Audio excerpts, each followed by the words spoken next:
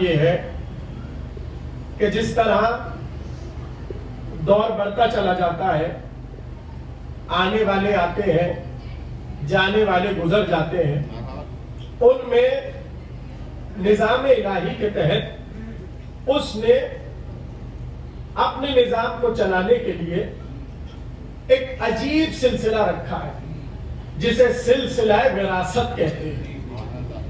اور وہ سلسلہ یہ ہے کہ جب بھی کوئی جانے والا چلا جاتا ہے اور اس کی نسل آتی ہے تو زمانہ جہاں نسل کو پہچاننے کے بہت سے طریقے اپناتا ہے، وہاں ایک طریقہ یہ ہوتا ہے کہ جن کے یہ وارث ہیں وہاں سے خصلتیں کیا آئی ہیں۔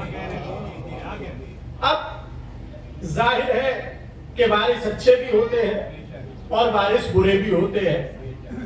جو اچھے وارث ہوتے ہیں وہ اپنے آباء و اجداد کی وراثت کو جس مقام پر دیکھتے ہیں اسے آگے بڑھانے کی کوشش کرتے ہیں، اور اسی میں ان کا توجہات ہوتی ہے کہ کسی طرح ہم اپنے آباء و اجداد کی وراثت کو آگے بڑھا کر ان کے اچھے وارث بن جائیں۔ اس لیے وہ اپنی ساری توانائی اور اپنی تمام طاقت اس امر پہ لگا دیتے ہیں کہ ہم اچھے وارث بن جائیں۔ اب دیکھیے، اللہ نے جو اپنے انبیاء کا سلسلہ رکھا وہاں پر بھی اللہ نے انبیاء کی کچھ خصلتوں کو اور کچھ خصوصیات کو مخصوص رکھا، اور زمانے کو یہ بتایا کہ اگر تم دیکھنا چاہتے ہو کہ نبی کا وارث کون ہے تو اسے اس طرح پہچانو کہ وراثت کا سفر ہو رہا ہے کہ نہیں ہو رہا ہے۔ یعنی جو بھی نبی کا وارث ہوگا اس میں وہ خصلتیں، اس میں وہ وجہیں، اس میں وہ اچھائیاں جمع ہو جائیں گی جس کے ذریعے پہچانا جائے گا کہ یہ نبی کا وارث ہے کہ نہیں۔ عجیب بات یہ ہے کہ جہاں ہمارا یہ عقیدہ ہے کہ امام وارث نبی ہوتا ہے، وہاں امام نے عقیدے کو اس طرح سجایا کہ جب تم ہمیں مخاطب کرو تو تنہا ہمارا ذکر نہ کرنا بلکہ پکار کر کہنا، آئے آدم کے وارث تم پر سلام، اے نوح کے وارث تم پہ سلام، اے ابراہیم کے وارث تم پہ سلام، اے موسیٰ کے وارث، اے عیسیٰ کے وارث۔ دیکھیے، ہر نبی کا وارث امام وقت ہوتا ہے، ایسا ہے یا نہیں ہے؟ تو جب پتہ چلے گا جب ایک آنے والا کعبے کی چھت پہ آئے گا اور پکار پکار کے کہے گا، میں آدم کا وارث، میں نوح کا وارث، اور اس وقت یہ پکار بتلائے گی کہ اگر ذرا برابر بھی کوئی اپنے اندر وراثت نبوت رکھتا ہو تو وہ پلٹ کر امام سے کہے، آپ تنہا وارث تھوڑی ہے، ہم بھی وارث ہیں۔ اگر یہاں تک بات پہنچ گئی تو بس بلا تمہید میں جملہ آپ کے حوالے کر رہا ہوں، جہاں امامت نبوت کی وراثت لیے کھڑی ہے وہاں دو امام ایسے ہیں جن کی زیارت پڑھتے ہوئے آپ کو یہ جملے کہنے پڑتے ہیں، آئے آدم کے وارث، اے نوح کے وارث، اے ابراہیم کے وارث۔ توجہ ہے، جملہ کہہ دوں، یا حسین ہے جن کے لیے نبوت کی وراثت کا اعلان کرنا پڑتا ہے، یا علی ابن موسیٰ رضا۔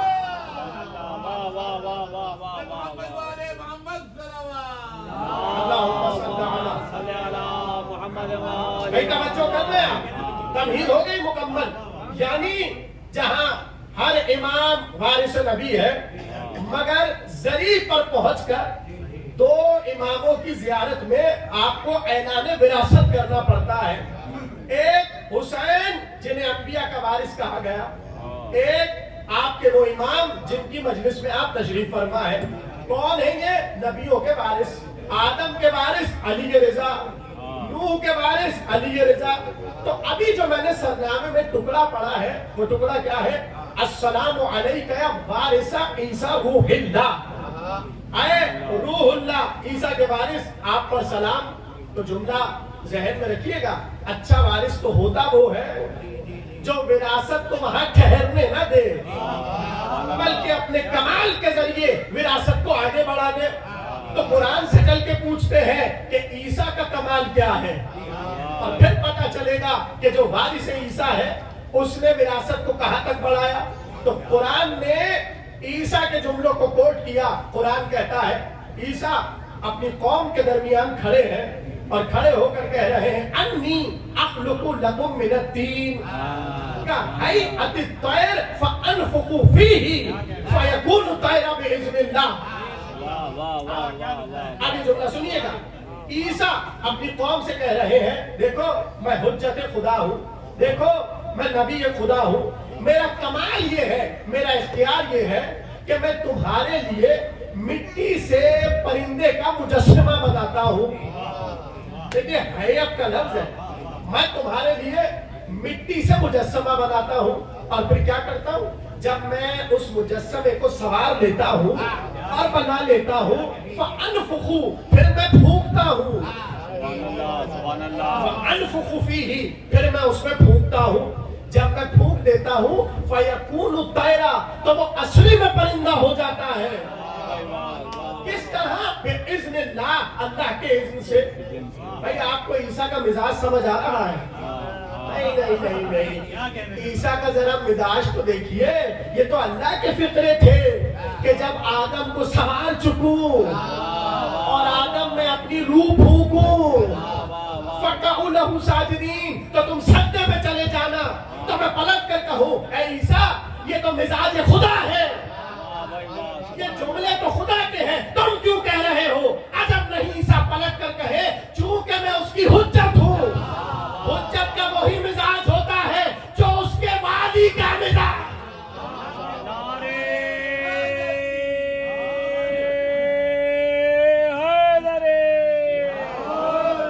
آپ سلامت رہیے جو باتوں کو محسوس کر رہا ہے۔ عیسیٰ نے کہا فَأَنْفُخُ جب میں اس میں پھونکتا ہوں فَيَكُونُ طَيْرًا بِإِذْنِ اللَّهِ۔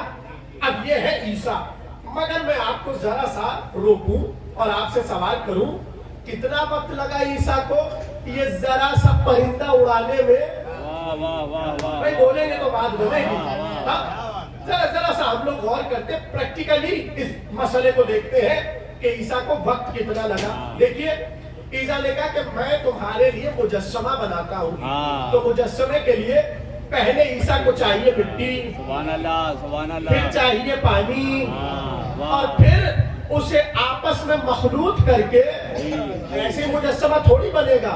اب جب اللہ والا مزاج اٹھایا ہے تو اللہ نے بھی آدم کو ایک دم سے تھوڑی بنا دیا، پہلے مٹی منگوائی پھر پانی منگوایا اور پھر کیا کیا، جب مجسمہ بنا چکا تو پھر چھوڑ دیا، ہوا لگے تو کھن کھن پیدا ہو، تھوڑی سی ہوا لگے تو وہ پتلا سوکھنے لگے، دھوپ لگے دھوپ اپنا کام کرے۔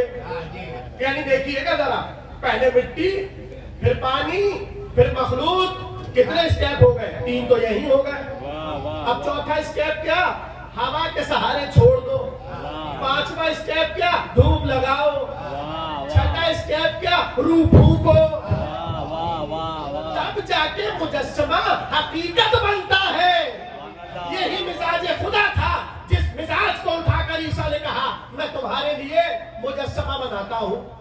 اب کتنا وقت لگ رہا ہے عیسیٰ کو؟ پھر سے غور کیجیے اور پھر میں سمجھاؤں کہ وارث کون ہے عیسیٰ کا۔ بولیے بات اگر پہنچ رہی ہے۔ عیسیٰ پہلے مٹی لائے پھر پانی لائے، اسے آپس میں ملائے پھر مجسمہ بنائے، پھر ہوا لگائے دھوپ لگائے پھر پھونکے۔ ابھی بھی پرندہ بنا نہیں، اڑا نہیں، بلکہ جب تک یہ نہ کہہ دے بِإِذْنِ اللَّهِ۔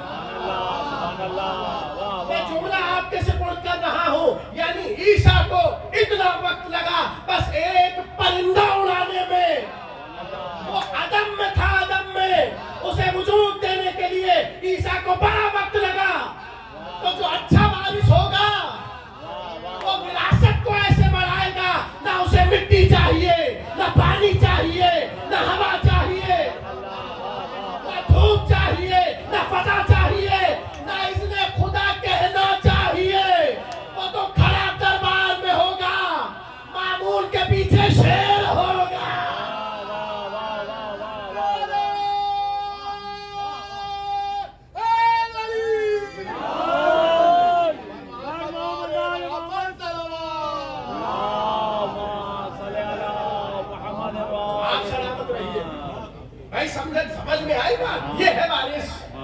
یعنی پلٹ کر وارث یہی تو کہے گا اے عیسیٰ مٹی آئے تو تمہارا کام ہو, پانی آئے تو تمہارا کام ہو, ہوا آئے تو تمہارا کام ہو, دھوپ ہو تو تمہارا کام ہو, یعنی پھونکو تو تمہارا کام ہو, اس میں خدا کہو تو تمہارا کام ہو. ہمیں نہ مٹی چاہیے, نہ پانی چاہیے, نہ ہوا چاہیے. نہیں, جملہ تو آپ کہنے جا رہا ہوں اے عیسیٰ اپنے مجمع میں کمال دکھانا اور ہے, مامون کے بھرے دربار میں کمال دکھانا.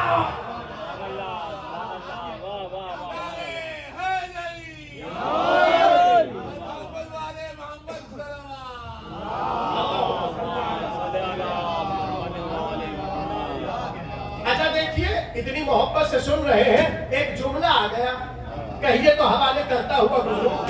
اچھا دیکھیے, میں بہت پڑھ کر یہ بات آپ سے کہہ رہا ہوں.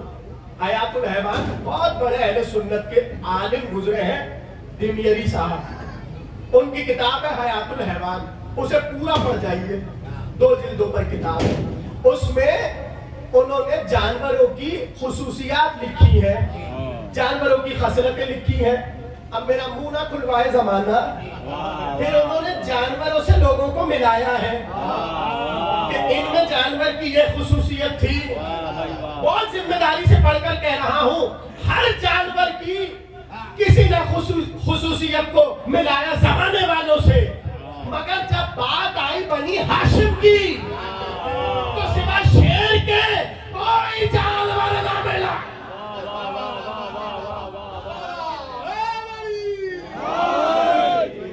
ٹھیک ہے نا, یعنی دیکھیے شیر کو کہا گیا جنت کا بادشاہ, ٹھیک ہے نا, کہا جنت کا معذرت جنگل کا بادشاہ. اچھا شیر کی ایک صفت سنیے تاکہ آپ کو لطف آئے اور میں جلدی سے آگے بڑھ جاؤں. دیکھیے شیر وہ واحد درندہ ہے, شیر جب اس کے مزاج نہ ملے تو پھر کتنا ہی مالک کچھ کہتا رہے, شیر مالک کی نہیں سنے گا. اگر اس کا سر گھوم گیا, اب کچھ بھی کہتا رہے مالک, شیر نہیں سنے گا, پہلی بات. دوسری بات دمیری صاحب نے لکھی, شیر کی صفت یہ ہے کہ اگر اس کے سامنے شکار آ جائے وہ پوچھے گا نہیں اسے کھاؤں کہ نہ کھاؤں.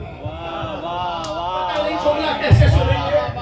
جیسے ہی وہ شیر باہر آیا تو اس کی تو صفت میں تھا جسے چاہے کھا لے, مگر لکھا یہ ہے جادوگر کو کھا کر امام رضا کو دیکھ کر پوچھا کیا مامون کو کھاؤ کہ نہ.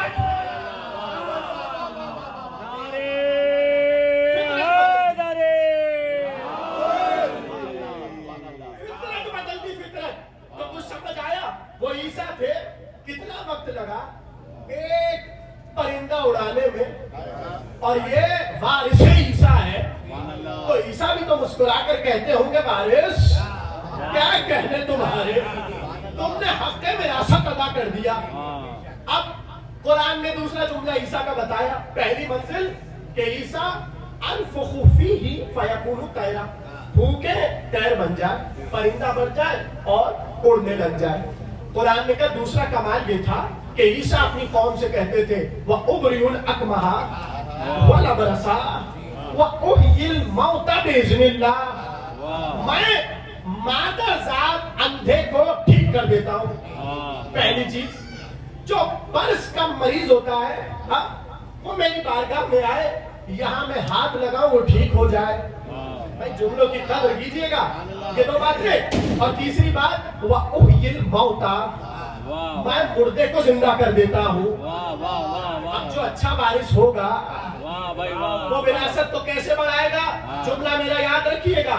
جائیں جا کر دیکھیے شیعہ سنی تمام علماء نے جب عیسیٰ کے حوالے سے اس آیت پر گفتگو کی, سب نے یہی کہا کہ عیسیٰ کا بڑا کمال تھا, مادر ذات اندھوں کو شفا دیتے تھے, برس کے مریضوں کو شفا دیتے تھے, مگر ایک مجبوری تھی, اور وہ مجبوری یہ تھی یا تو مریض کو لانا پڑتا تھا.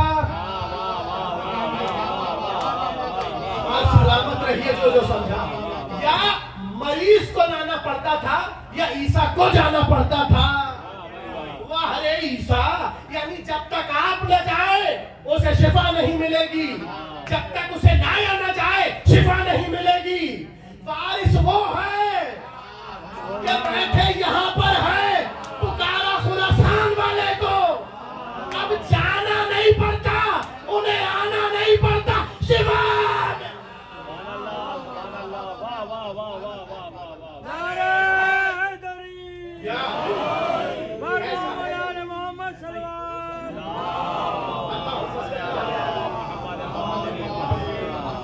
कुछ समझ आ रहे हैं ईसा के बारे से?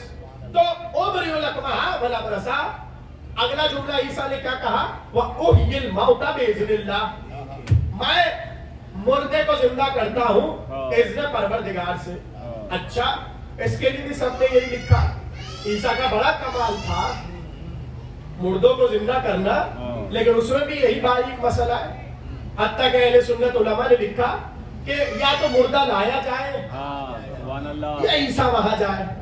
अच्छा, एक बार हुआ ये कि ईसा का बड़ा एक चाहने वाला था, निजार नाम था उसका, इंतकाल हो गया। बहन आई रोती पीटती और कहने लगी आप तो हमारे भाई से बड़ी मोहब्बत करते हैं, लेकिन हमारा भाई मर गया, जरा उसे जलाइए। ईसा ने कहा कब मरा? कहा 3 दिन पहले। मेरी तरफ देखिए, कहा 3 दिन पहले आपका सहाबी, आपका चाहने वाला निजार मर गया। तो ईसा होना तो ये चाहिए था। कहते अच्छा मर गया, हमने उसे जला दिया। नहीं, जुमले मौजूद है किताबों में।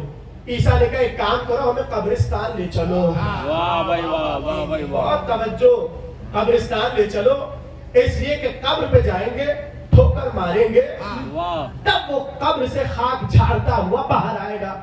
और ऐसा ही हुआ। ईसा पहुंचे, कब्र पे ठोकर मारी, दीवार फटी, वो अपनी कबा के दामन को झाड़ता हुआ बाहर आ गया। मगर मसला तो वही ठहरा है, ऐ ईसा जिलाना तो तुम्हारा कमाल है, वहां खड़े खड़े जिला देते।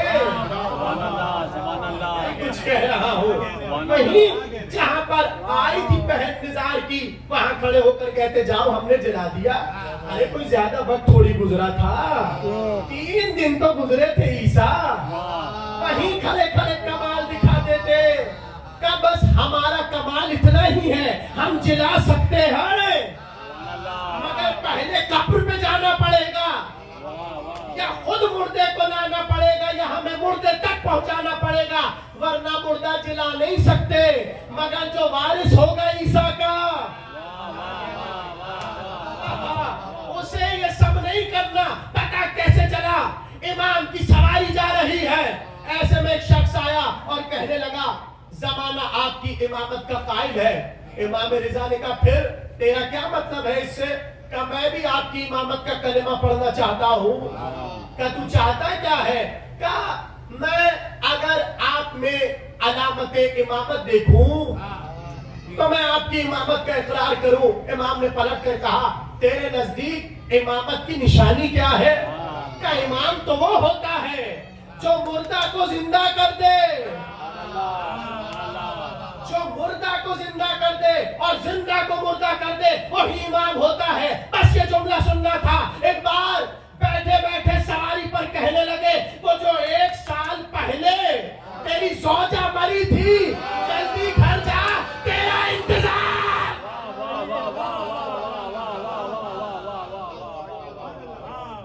तेरी सौजा घर पे तेरा इंतजार कर रही है। अब जुमला बहुत गौर से सुनिएगा, यहाँ पे बात नहीं होगी। कहने लगे तेरा इंतजार कर रही है और हमने तेरी ज़ौजा को 1 बरस की हयात दी। भाई ये है अकीदा इमामत। तेरी ज़ौजा को 1 बरस की हयात दी और उस वक्त तक दुनिया से नहीं जाएगी जब तक तुझे वारिस न दे दे। अब यहाँ नुक्ता कमाल का क्या है? या ईसा को जाना पड़े या मुर्दा लाना पड़े। इमाम को जाना नहीं पड़ता, मुर्दा लाना नहीं पड़ता। मैं यही खड़े होके का हमने हयात।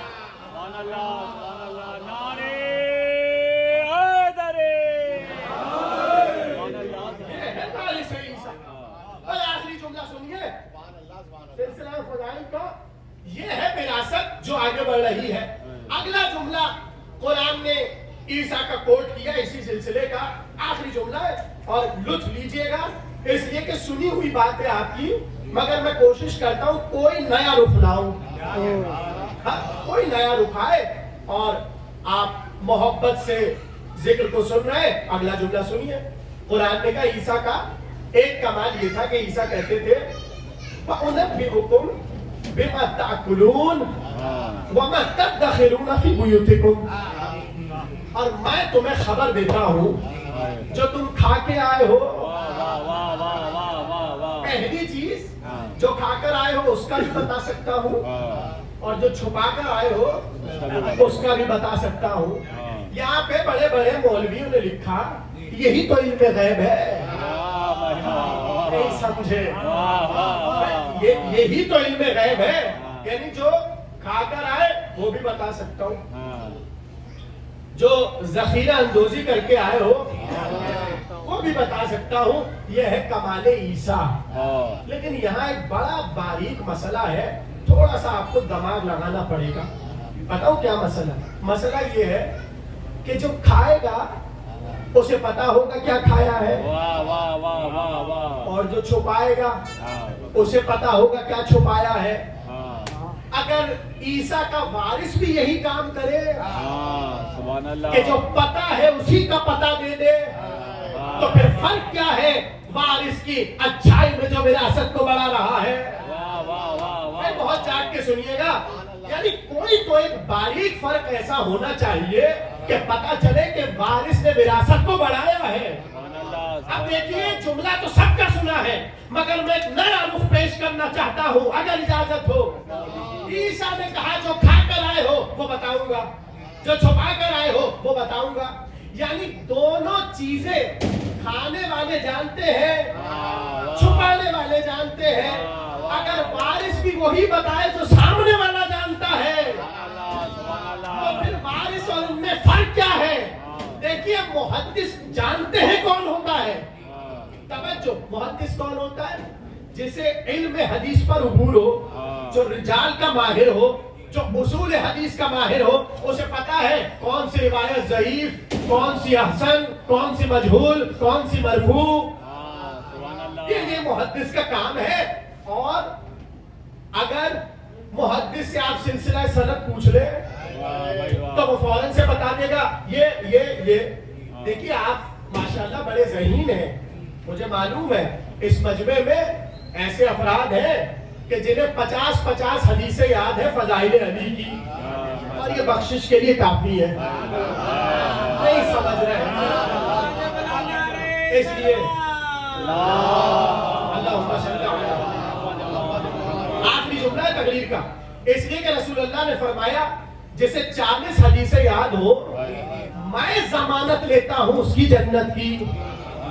تو ابھی اس مجمع میں کسی کو کھڑا کیجئے اور پوچھئے بیٹا ذرا علی کی فضیلتیں تو سناؤ. ابھی کھڑا میں ذمہ داری سے کہہ رہا ہوں کم سے کم یہ جو بچے بیٹھے ہیں 10 حدیثیں تو یہ بھی سنا دیں گے. خیبر والی حدیث، غدیر والی حدیث، اب کتنی حدیثیں ہیں جو سب کو یاد ہے. لیکن آپ میں اور محدث میں کیا فرق ہے؟ محدث صرف حدیث نہیں سناتا، محدث یہ بتائے گا کہ سلسلہ سند کیا ہے. اب ہے میرا جملہ جسے آپ کو برداشت کرنا ہے. دیکھیے نیشا پور والا واقعہ سب کو معلوم ہے اور میں کئی مرتبہ یہاں پر پل بھی چکا ہوں اور نئے رخ آپ کے حوالے کر چکا ہوں. لیکن آج نیا رخ اور سنیے. دیکھیے محدث کا جو سارا دار و مدار ہے وہ ہے سلسلہ سند پر، یہ اس کا سارا کمال ہے.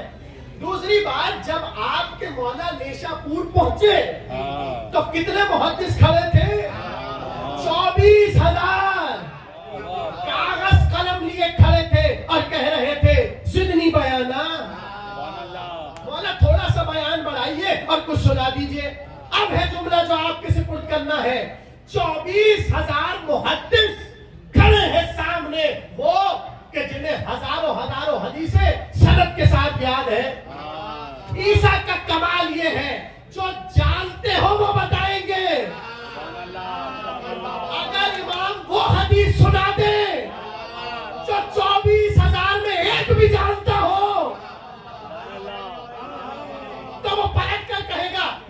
کو ہم جانتے ہیں کون سا آپ نے کمال کر دیا پتا چلا وارث وہ ہوگا جو نہیں جانتے وہ بتائے گا پتا چلا اب تک لا الہ الا اللہ ہر محدث جانتا تھا شرط کلمہ نہیں جانتا تھا اس لیے ہماری کا پردہ اٹھا کر کہا میں ہوں لا الہ کی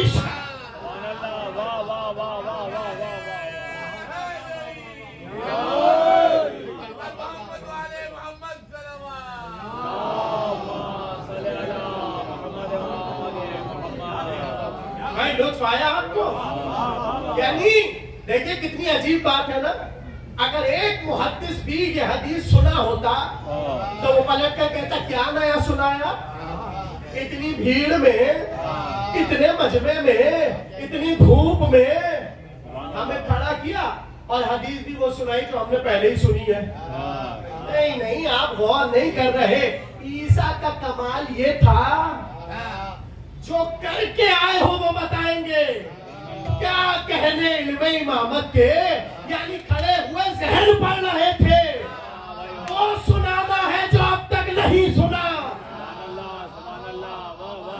اچھا پلٹ کے میں پھر امام سے کہوں مولا سارے محدث ہیں سارے محدث ہیں اب جملہ میرا یاد رکھیے گا میں کہوں مولا سارے محدث کھڑے کوئی نماز کی بات کر دیجئے کوئی روزے کی بات کر دیجئے اب پتہ چلا ہم اتنے فضائل علی مجموع میں کیوں پڑھتے ہیں ہمارا مجمع محدث ہے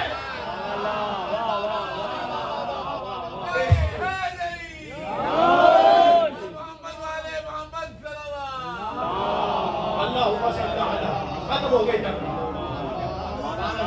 گویا وارث اچھا وہ ہے جو وراثت کو بڑھا دے بالکل آخری جملہ دیکھیے میرے جملے کی قدر کیجئے گا اور یاد رکھیے گا سب یاد رکھیں گے بالکل آخری جملہ ہے اور اگر یہ جملہ پہنچ گیا بہت دعائیں آپ مجھے دیں گے دیکھیے یہ جو آپ کے آئمہ ہیں آئمہ تقریر تمام ہو گئی آخری جملہ ہے ان کے ناموں میں بڑے راز ہیں کبھی آپ نے بیٹھ کر غور کیا ہے کہ یہ پہلے امام کا نام علی کیوں ہے دوسرے کا علی کیوں نہیں ہے پھر تیسرے کا علی نہیں ہے چوتھی منزل پر پھر علی سبحان اللہ پھر چھٹے علی نہیں پانچویں علی نہیں پھر ساتویں علی نہیں جیسی آٹھویں آئے پھر علی پھر نویں منزل پر علی نہیں 10ویں منزل پر پھر علی ایک راز یہ دوسرا راز یہ جو نام محمد ہے یہ بھی بڑا عجیب ہے پہلی منزل پر محمد نبی پھر نہیں ہے پھر 5ویں منزل پر محمد اب آگے آپ کو پتا ہے یعنی منزل ہے اب میرا جملہ یاد رکھیے گا دیکھیں اماموں کے کبھی انشاءاللہ موقع ملا تو میں لقب پر بات کروں گا آج کی حد تک نام سنیے اور مجھے اجازت دیجیے کہ یہ اماموں کے ناموں میں کیا راز ہے بس اگر یہ جملہ پہنچ گیا مجلس ہو گئی ہر امام کے اپنے عہد میں نام رکھنے کا راز ہے یہ ایسے ہی نہیں ہے کہ کسی کا نام بھی علی ہو گیا محمد ہو گیا حسن ہو گیا جعفر ہو گیا نہیں ناموں میں حکمت ہے اب کیسے پتہ چلے گا دیکھیے یہ چوتھی منزل پر پھر علی کیوں آئے اگر یہ جملہ پہنچ گیا یہ چوتھی منزل امامت پر علی کیوں آئے پتہ ہی کیوں آئے دیکھیے یزید بیٹھا تھا تخت پر اور جیسے امام آئے تو اس نے پلٹ کر کہا کیا نام ہے اس قیدی کا بولیے اگر بات پہنچ رہی ہے میں ایک راز آپ کو سنانے جا رہا ہوں کیا نام ہے اس کا علی تو اس نے فوراً سے شمر کو بلایا کہا ذرا فہرست نکالو اب جو فہرست نکالی کہا یہ علی ابن الحسین ہے تو وہ جو تم نے ہمیں نام سنایا تھا وہ بھی علی ابن حسین تھے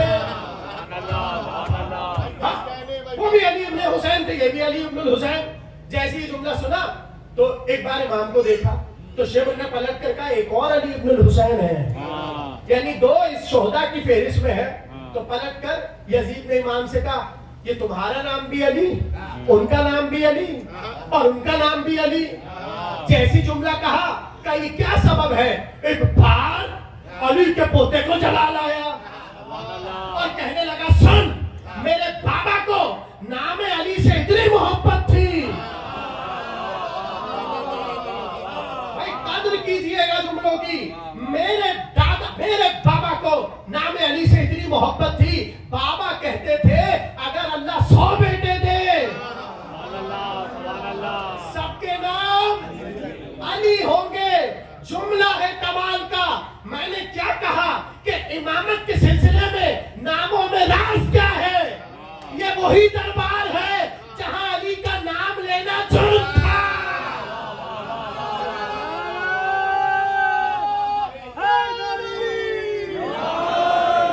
یہ وہی دربار ہے جہاں نام علی لینا جرم تھا. اب پتا چلا سر امامت کیا ہے. جہاں حاکم نے کہا تھا کوئی نام نہ لے وہی بیٹھا کے علی علی علی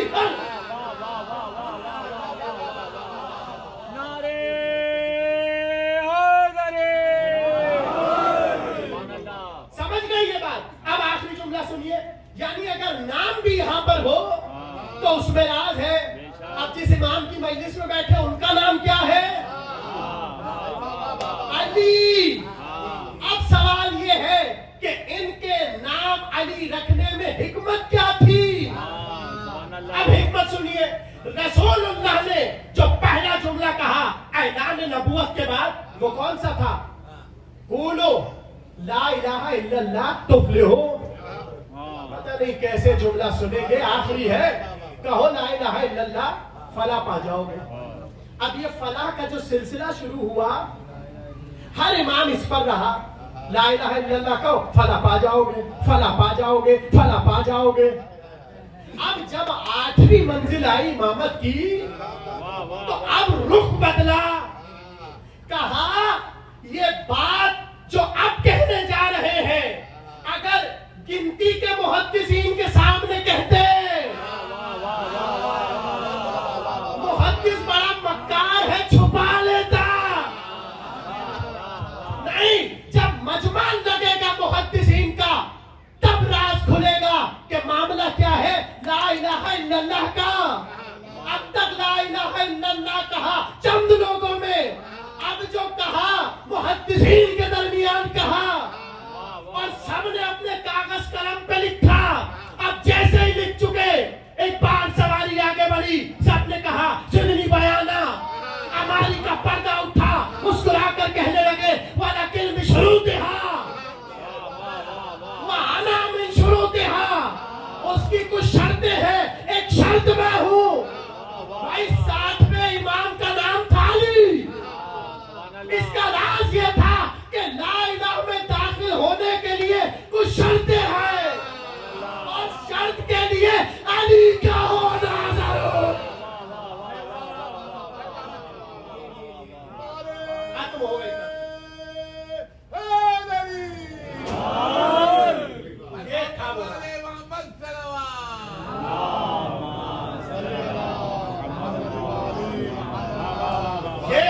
راز کہ جس بنیاد پر اس امام نے یہ سلسلہ سنایا. بس ختم ہو گئی تقریر. یہ ہے وارث, آدم کے وارث, نوح کے وارث, موسیٰ کے وارث, مگر وراثت ٹھہری نہیں.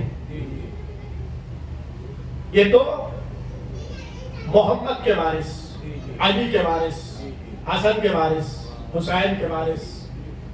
جب ہر فضیلت کو بطور وراثت قبول کیا تو یہ کیسے ممکن تھا کہ اجداد کو تو زہر ملے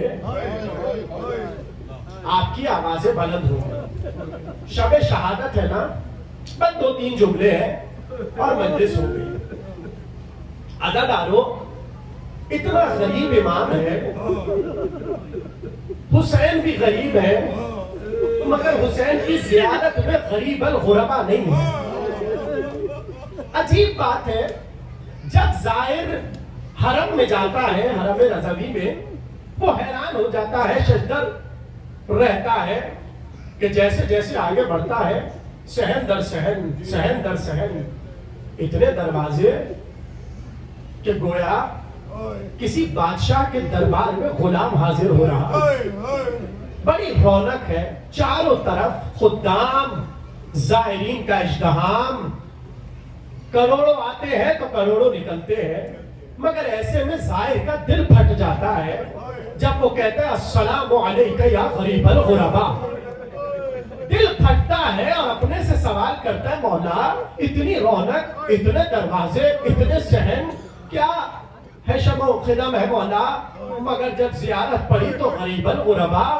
تو بڑے بڑے علماء نے لکھا کہ غریب الغرباء اس لیے کہتے ہیں کہ نجف جاؤ تو علی کے پہلو میں آدم و نوح ہے، کربلا جاؤ تو حسین کے پاس عباس و علی اکبر ہے، بغداد جاؤ تو دو امام، سامرہ جاؤ تو دو امام، جنت البقیع جاؤ تو 4 امام، مگر ہائے ایسا غریب امام ہے کہ جب زری پر جاؤ تو کوئی اپنا نہیں ہے.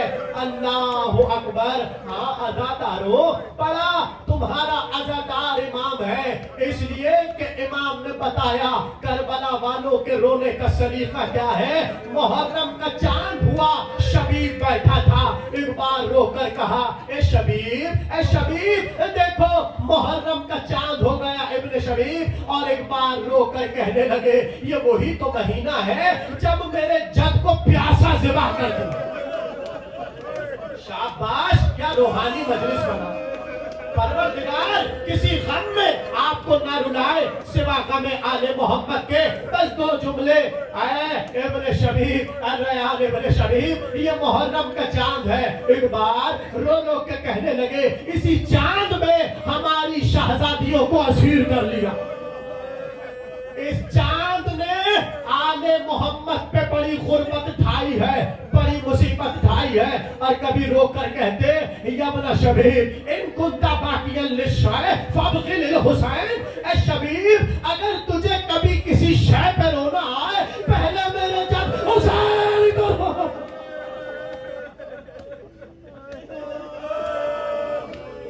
اللہ اکبر. ہاں دادارو، ابھی غربت حسین پہ ذکر ہو رہا تھا کہ ایک بار خبر ملی دیبل آیا ہے. دیبل اب دیکھو کیسے معصوم نے بتایا کہ ذاکر کا احترام کیا ہے. جیسے ہی خبر ملی نا فوراً سرحد مدینہ پر پہنچے. ایک بار دیبل کو دیکھا، بہت روئیں گے آپ. دیبل کو دیکھ کر کہنے لگے اے دیبل تو نے آنے میں بڑی دیر لگا دی، ہم تیرے منتظر تھے. دیبل نے پلٹ کر کہا مولا راہ کی دشواریاں آڑے آ رہی تھی، بڑی مصیبت ہوئی، یہ پیروں میں کانٹے لگ گئے. مولا گردن پر، امامے پر میرے گرد اٹی ہے. بس یہ جملہ سننا تھا. بہت روئیں گے آپ. ایک بار ہاتھوں کو بڑھایا، کہا ابن شبیب لا اپنے پیر آگے کر. تو ناصر حسین ہے، لا اپنے پیر آگے کر.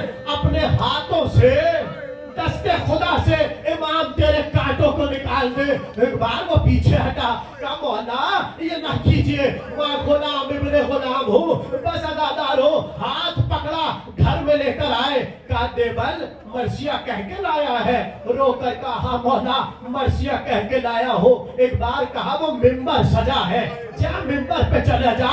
دیبل لرزنے لگا. کہا فرزند رسول آپ ضمیر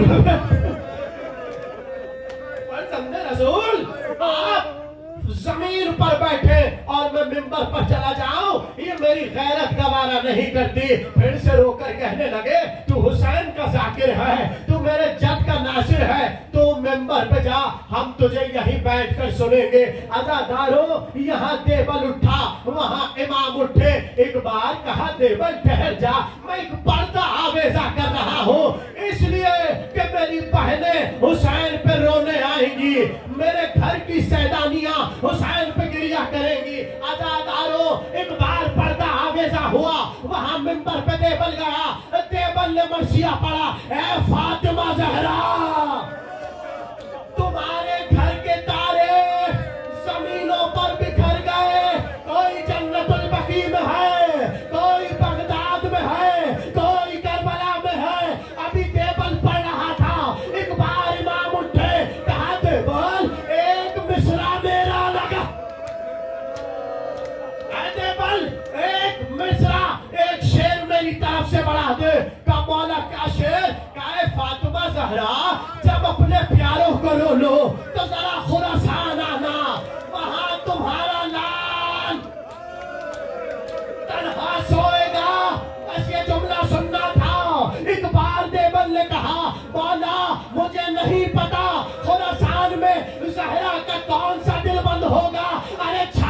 पीट कर